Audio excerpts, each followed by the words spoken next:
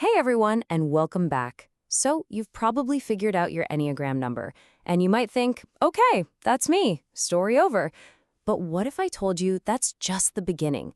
Today, we are pulling back the curtain on the Enneagram's secret paths, the hidden dynamics that show not just who you are, but who you become when life gets tough, and more importantly, how you can steer yourself toward growth. You know those days, right, where you're just not yourself? You snap at someone or you shut down completely, and later you think, where did that come from? Well, guess what? Those shifts, those moments where you feel like a totally different person, they're not random. They're actually predictable. And the Enneagram gives us the map. So here's our game plan. First, we're going to talk about why your number is so much more than just a label. Then, we'll dive into the two big ones, the path of stress and the path of growth. After that, we'll put it all together into your personal blueprint, and we'll wrap up with the ultimate goal here, what this all leads to, the journey to wholeness. Okay, let's get right into it. The single most important thing to get your head around is this. Your Enneagram type is not a box. It's not a prison sentence. Think of it more like your home base. It's your starting point, but you're not meant to stay there forever. And this quote just nails it. Your personality isn't set in stone. It's dynamic. It's fluid. It's supposed to change. The lines you see on the Enneagram symbol, those aren't just for decoration. They're pathways. They are the secret map showing you exactly how you're designed to move and evolve. All right, let's talk about our first path, and it's one we all know a little too well. It's the path of stress. This is where your personality kind of goes on autopilot when the pressure's on. And usually it drives you somewhere you don't really want to go. The technical term for this is the direction of disintegration. And it's that completely unconscious shift that happens when you're overwhelmed, when you feel like you've lost control. It's not a choice, it's more like a knee-jerk reaction. Your personality's default programming kicking in to try and protect you. And this right here is the key difference. Just look at the words. On the left, under stress, you've got reactive, automatic, out of control. That's what happens to you. But look at the right, under growth. Conscious, intentional, healthy. That's what you choose. It's the difference between being a passenger and taking the driver's seat. So how does it actually play out? Well, the Enneagram gives us a surprisingly predictable roadmap. If you're on that main sequence, let's say a type 1, the reformer, under major stress, you'll suddenly take on the negative traits of a type 4. You get all moody and withdrawn. And for the folks on the triangle, a peace-loving type 9, when stressed, suddenly takes on the anxious, worried energy of a 6. It's a chain reaction. Now, I know that main sequence looks like a totally random string of numbers, but I want to let you in on a little secret. There's an amazing trick to remember it. Just think 14, double it, you get 28, and then it kind of doubles to 57. And there you have it, 1, 4, 2, 8, 5, 7.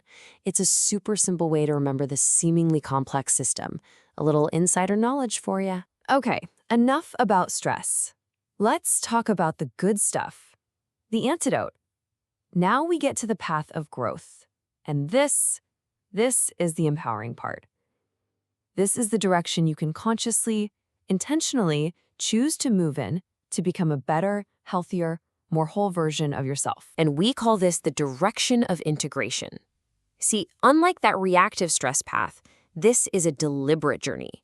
It's about seeing your own patterns and making a real choice to tap into the healthy, positive qualities of another type to bring yourself back into balance. And you know what the best part is? The map is already there for you. It's simply the reverse of the stress path. So remember that type 1 who falls apart into a moody 4? Well, for growth, they consciously integrate toward a healthy type 7. They learn to be more spontaneous, more joyful. And that 9 who gets anxious like a 6? They grow by moving toward the confident, can-do energy of a healthy type 3. You have a built-in roadmap to becoming your best self. Okay, so let's put all these puzzle pieces together. To get a real, complete picture of who you are, you can't just look at one number. You have to look at the whole blueprint, and it's made up of 4 crucial parts. Think of it like this. Your personality has 4 main ingredients. You've got your basic type, That's your home base. You have your wing, the next door that adds a little spice, and now you have your two secret weapons, your stress point, the direction you go in automatically, and your growth point, the direction you can choose to move toward. All four of those make you, well, you. Let's make this super practical. Take a type 2, the helper. They're never just a 2. They lean on a wing, a 1 or a 3. When they're totally stressed out, they go to the aggressive side of an 8. But to grow, they can tap into the self-aware, creative depth of a 4.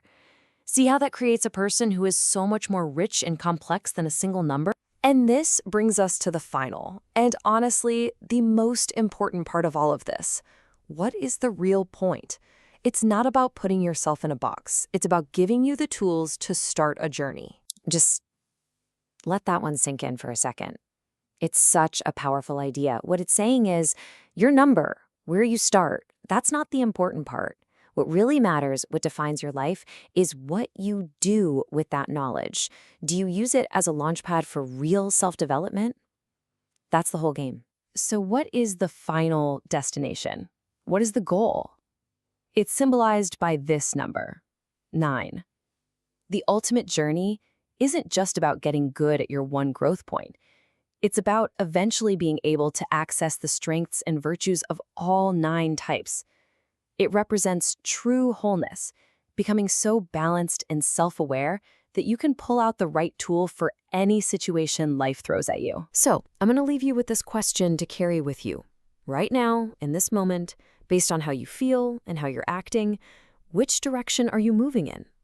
Are you on that reactive, automatic path of stress?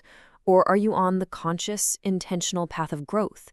And the beautiful thing is, the second you can actually answer that question, you've already started the journey.